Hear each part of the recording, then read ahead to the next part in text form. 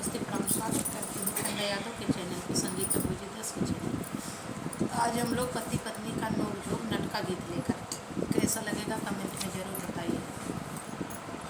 हे राजा पेट फूलल भौरी लगाई दा, हे राजा पेट फूलल भौरी लगाई दा, भौरी लगाई दा, भौरी लगाई दा, हे राजा पेट फूलल भौरी लगाई दा, हे राजा पेट फूलल भौरी लगाई दा।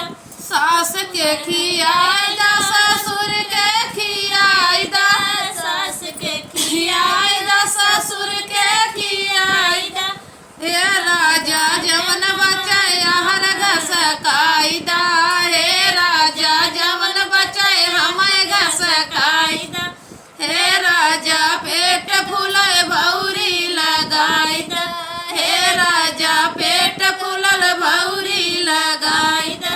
जेठ के खियाई दा, जेठान के खियाई दा, जेठ के खियाई दा, जेठान के खियाई दा, हे राजा जवन बचाई हर घसकाई दा, हे राजा जवन बचाई हर घसकाई दा, हे राजा पेट फूलल भौरी लगाई दा, हे राजा पेट फूलल भौरी लगाई दा।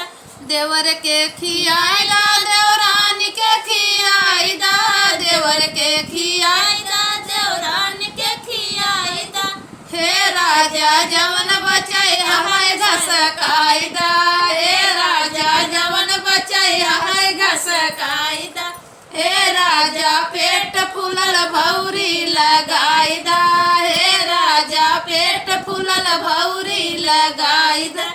ऐसा लगे कमेंट में जरूर बताइएगा। फिर मिलते हैं अगले वीडियो में।